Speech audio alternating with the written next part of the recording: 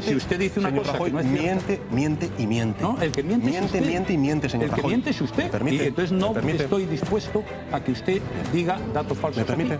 Sí, adelante. ¿Me permite? Sí, sí. ¿Me escucha? Porque a lo mejor aprende algo, señor Rajoy, esta noche. Eso es difícil. Mire, le voy a decir lo siguiente. Por usted, no por mí, que tengo mucho que aprender todavía. Pero claro, es difícil. ¿Puedo continuar, señor Rajoy? Se porta bien. No sea condescendiente conmigo, señor.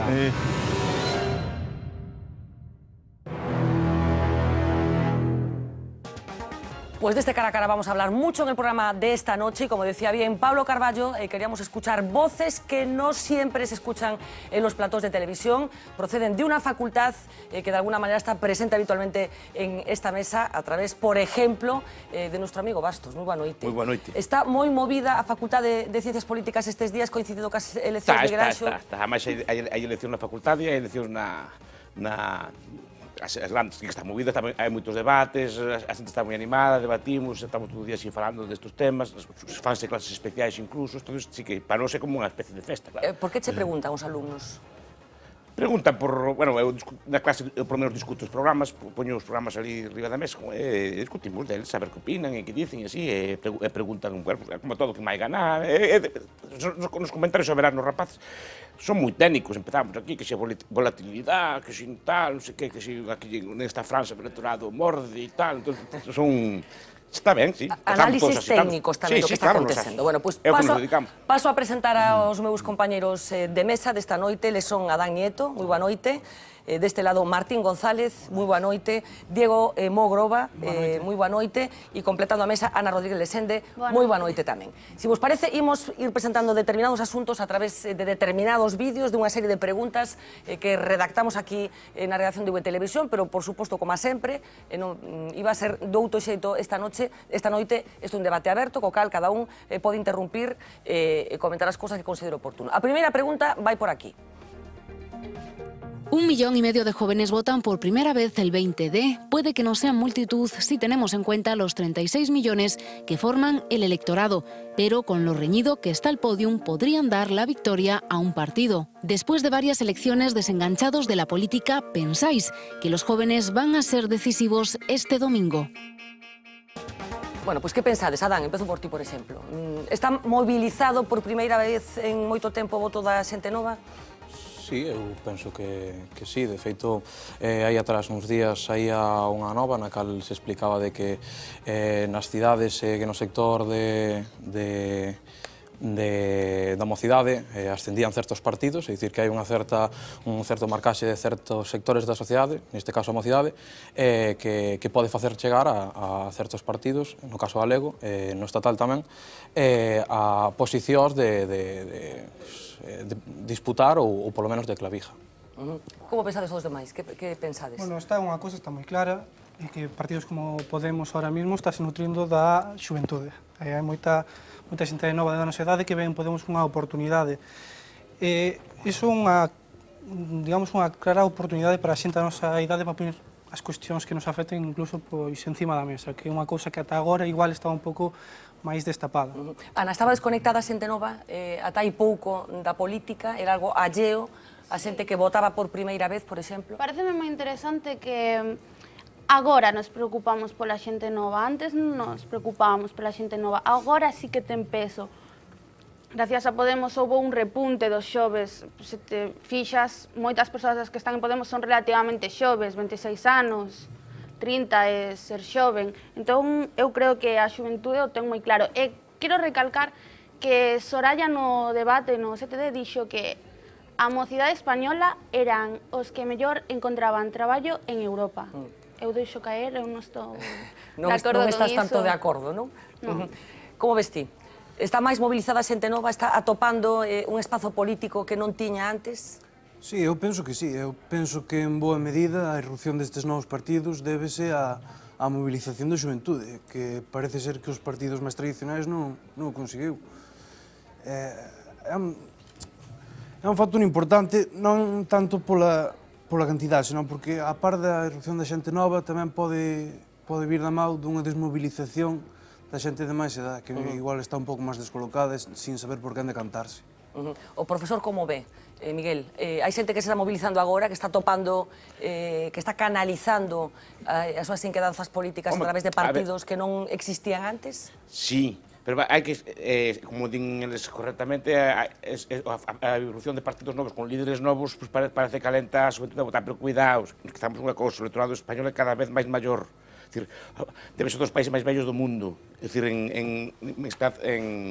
en idade. Por tanto, eso hai que terlo en conta e creo que se viu onte no debate de onte, que era como dúas generacións, pero cuidado, a maior parte do electorado non está cos novos, porque os novos xa son minoría na sociedade, e na que podan decantar e podan influir algunhas cousas, o grosso do electorado non está aí. O noso país é moi embellecido e Galicia ainda máis. Bueno, en calquera caso, imos seguir falando da xente nova a través desta segunda pregunta. El número de jóvenes de entre 16 y 29 años que ni estudian ni trabajan ha repuntado en el tercer trimestre del 2015. Con un paro juvenil del 50% y unas cifras de emigración preocupantes, han sido uno de los colectivos que más ha sufrido la crisis. ¿Qué soluciones les puede aportar la política a los jóvenes? Bueno, a ver, que solución, atopade solucións os problemas que ten a xente nova nos programas políticos? Sí, nalgúns, noutros non. É certo que hai moitos partidos políticos, bueno, moitos, hai algúns partidos políticos que encararon máis o programa a centrarse nise nicho de idade e nise sector, pero que outros non chegan a topar a maneira de achegarse a ese sector. Bueno, pouco máis. A ver, os demais, hai solucións, vos encontrades reflexados nos programas dos diferentes partidos? Eu, máis que solucións, encontro problemas. Sobre todo nas propostas concretas de partidos políticos, en concreto en Podemos, PSOE, da súa proposta de subir o salario mínimo. Eso creo que, en contra do que se pode pensar a priori, é claramente prexudicial para a xente nova. Unha persoa recién licenciada ou con unha titulación recién sacada non está en igualdade de condicións, por máis que nos empeñemos en competir con unha persoa de maior idade. Non estamos igual de condicións en donde? En España ou en experiencia? Non estamos igual de condicións no resto de Europa? Porque eu vexo a xente da nosa idade, por exemplo, que está emigrando afora e a buscar os seus primeiros empregos e con salarios bastante dignos. O que non nos podemos comprometer aquí agora é que un partido político nos diga non, sodes novos e o salario mínimo igual vos ten que ser de 400 euros. 400 euros para unha persona como a min, como a ti ou como os que estamos aquí, non nos chega para vivir. Hoxe, se hai unha nova clase social que é o traballador empobrecido. E se queremos instaurar iso, aparte na nosa xeración, eu creo que é un gran problema. Deduzo, Miguel, que ti non estás a favor de que haxa un salario mínimo ou que non haxa un salario mínimo por esa cantidade para os primeiros traballos? Pregunto xa ti. Martín, perdón. Non, eu creo firmemente que o salario mínimo perjudica aos xoves. Precisamente porque, según dice Diego, 400 euros non dan para vivir, pero é que menos... 638 euros non dan, 640 euros non dan para vivir, pero é que 0 euros sin traballo tampouco dan para vivir. A ver. Podemos falar un pouco tamén das becas, de que hai moitas persoas, a maioría da mocidade quere irse de Erasmus, non sei se vos queredes, eu quero. Entón eu non sei se vou poder facelo polas becas. Eu o que quero é que as taxas da universidade baixen, que aumenten as becas, eso é como un proceso, imos chegar ao proceso de ter un traballo, pero temos que estar formados, temos que sair afora, e como vamos a facer se non temos becas, non temos nada, a xuventude está lonxada de todo. Agora acórdanse da xuventude. Pero cando dis está lonxada de todo, a que te refires? Porque hai xente que está estudando fora con becas, por exemplo. Erasmus leva moitos anos existindo, non? Moito menos, é dicir, o último goberno que vai saínte agora de Rajoy, esperemos, cando antes unha beca Erasmus abranguía a totalidade do curso, pois agora reduciron a 3-4 meses. 4 meses como máximo. Contando que tamén che den a beca do Estado e que, de alguma maneira, artelles ti ou fagas maniobras para poder chegar a fin de mes. Para un estudiante, irse un ano de Erasmus con beca, iso vai ser determinante a hora de que vai a topar traballo nun futuro. Por suposto. Por suposto. Eu, cando vou fora, o primeiro, na vida, pillas experiencia, tes experiencia. Segundo, aprendes un idioma. Hoxe o idioma, por exemplo, inglés, que é na lingua vehicular do que se dan as clases, é básico. Hoxe, o primeiro que che din cando vas a topar un traballo, idiomas. Con que idiomas partimos de aquí do Estado? Temos o galego, temos o español, o inglés moi frouxo. Se nos vamos fora, aí aprendemos. E iso parece que a Rajoy non lle gustou. Faltan becas? Sí, víronse reducidas moito nos últimos 4 anos. Xa as movilizacións estudantis que houbo de aquí de fai 2 ou 3 anos a Caracó, o que reivindicaba realmente era a volta, polo menos, a antiga dinámica de repartición de bolsas. Non como está establecida agora, na cal xa dixo o compañero que se reduciron considerablemente, aparte con outras dinámicas, con outras características, mirando outro tipo de... Bueno, falase moito nos últimos meses de nova política, bella política, nesta redefinición do mapa político convencional. Imos escoitar a terceira pregunta. Lo que está claro es que el 20D supondrá el fin del bipartidismo en España. Compartís el concepto de vieja y nueva política. ¿Con qué partidos identificáis a cada una de ellas? Bueno, antes de contestar a estas preguntas, primeiro, unha curiosidade. Fálase do fin do réximen do 78. Que pensades vos da transición, por exemplo, Adán? Esta revisión que se está facendo por parte de algúns dos políticos novos, de que a transición non é ese tempo maravilloso que se viviu en España para pasar da ditadura a democracia. Que impresión tes ti do que foi a transición? Pregunta complicada, pero un cambio de máscara destas institucións é un sistema político no cal se estaba encallado, un non cambio de estruturas ou de administracións, é unha venda á sociedade de algo que realmente non existía, que era esa liberdade de voto ou a aprobación da lei electoral máis adiante. Pero crees que non había democracia no sentido profundo da palabra despois do 78? Democracia, se chamamos a votar, pois haberá, pero a soberanía popular, que no que se fundamenta a democracia, non é só o de ir 4 anos ás urnas e depositar ali o noso voto, senón hai unha implicación por parte dos diferentes actores políticos que interveñen na sociedade, que son as administracións, o goberno, movimentos sociais, sindicatos, certas asociacións, ou, por exemplo, como as mareas agora, que tamén forman parte de outro nicho dentro da sociedade. Pablo, bueno, veíamos a los dos candidatos en un momento intenso. ¿Qué crees que ha pasado? ¿Qué pasó ayer? ¿Y si realmente crees que cierra una etapa? Yo creo que pasó básicamente lo que tenía que pasar, ¿no? Yo lo que vi es que fue un debate bronco. A mí no me gustó el debate, la verdad, no me gustó, ni mucho ni poco, me gustó prácticamente nada, ¿no? Pero creo que es justificable en la situación excepcional en la que está este país, ¿no? Sale un líder de la oposición y un presidente del gobierno en la situación en la que está este país, ¿no? Y este país, lo he dicho muchas veces, está en una situación excepcional, de una tasa de paro completamente desproporcionada, récord de corrupción, eso todo afloró ayer y eso todo estaba en el sustrato. ¿Que no era honesto? Yo creo que sí acertó, no sé si en la forma en la que lo dijo, tampoco dijo que no fuera honesto, dijo que no era decente, etimológicamente no es lo mismo, es parecido, pero está bastante rebajado. No, acusar a alguien de no ser honesto es estarle directamente acusando de, pues prácticamente de cometer delitos. Acusarle de falta de decencia es una apelación a falta de ética, pero no ya poniendo casi el tema en el ámbito delictivo. Entonces, independientemente de que la forma fuera o no la correcta, creo que entronca con lo que piensa la inmensa mayoría de la sociedad española hoy, ¿no? Y en ese sentido creo que por ahí no se equivocó. A mí me gusta que en los debates se digan esas cosas, rotundo y radicalmente no, pero creo que en una situación excepcional como la que tenemos en este país hoy, era normal que aflorara de esa forma esa situación. Luego, algunas notas muy rápidas. Yo creo que se vio una diferencia, yo lo percibí sobre todo al final del debate, ¿no? Rajoy estaba sobrepasado, ¿no? Se le notaba incluso físicamente tocado por el debate, ¿no? Yo creo que se vio una diferencia de 17 años que le lleva el uno al otro, se vio una diferencia entre un estilo mucho más enérgico que tiene Pedro Sánchez y ese estilo abúlico, ¿no?, que tiene Rajoy, y eso acabó generando que efectivamente Pedro Sánchez ganara el debate a los puntos, ¿no? Esto de rasgarse las vestiduras ahora como si le dijo que no era decente o si fue demasiado bronco o no, hombre, yo quiero recordar todo lo que se le dijo a Zapatero en este país, sí, que fue... Bueno, vamos a ir recordando cosas del debate. Fernando Pablo da por ganador a Pedro Sánchez, pero se está haciendo un análisis bueno, un poco más detallado en el sentido de considerar que ha sido el último de un tipo de debates. el último cara a cara, que a partir de ahora...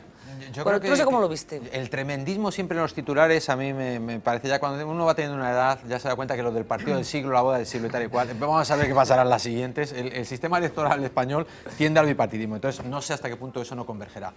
Lo que sí que es cierto es que, bajo mi punto de vista, lo que creo que esta gente no entendió es frente a quién debatían. O sea, Rajoy debatía frente a Rajoy. Rajoy tenía que demostrar a los suyos que Rajoy era alguien defendible, por así decirlo. Entonces, tenía que haber planteado un debate frente a sí mismo, frente a la imagen que tenemos de él. Y el otro debatía frente a los que no estaban, porque tenía que demostrar que era mejor opción que los otros. Entonces, se dedicaron a debatir el uno contra el otro y equivocaron los adversarios, bajo mi punto de vista. Luego no entienden que la mayoría de las personas solo asociamos una idea a cada proposición que queremos comprar. Es lo que se denomina en marketing, no en empresa, proposición única de venta. Entonces, el PSOE está sin proposición única de venta, no se sabe lo que vende el PSOE, y menos Pedro Sánchez, que es un tío al que yo creo que carece de olfato político, o sea, es una especie de Zapatero sin olfato político. Y Rajoy es un hombre desbordado, efectivamente, en general, porque no sabe cómo manejar conflictos y menos en las distancias cortas. No es tertuliano, vivimos en una democracia de las tertulias, hay que ser rápido, tiene que tener otro carácter más atractivo, no lo tiene. Y la victoria, que yo creo que sí que ganó el debate de Pedro Sánchez, es la misma victoria que tuvo el rey Pirro, de donde viene lo de las victorias pírricas, ¿no? Que en la batalla de Asculum pues ganó a los romanos, ¿no? Perdiendo ellos casi todo el ejército. De hecho, fue de varios sitios rey, entre otros de Macedonia, de otra parte. Etrusco. De Epiro, perdón. Y entonces, no, pero tiene una frase curiosa que dice, otra victoria como esta y acabaré vencido. Adina, ¿tú cómo viste el debate? A ver, yo lo que me atrae mucho la atención, y esto es lo que desde que Rajoy es presidente de gobierno lo seguí siempre, ¿no?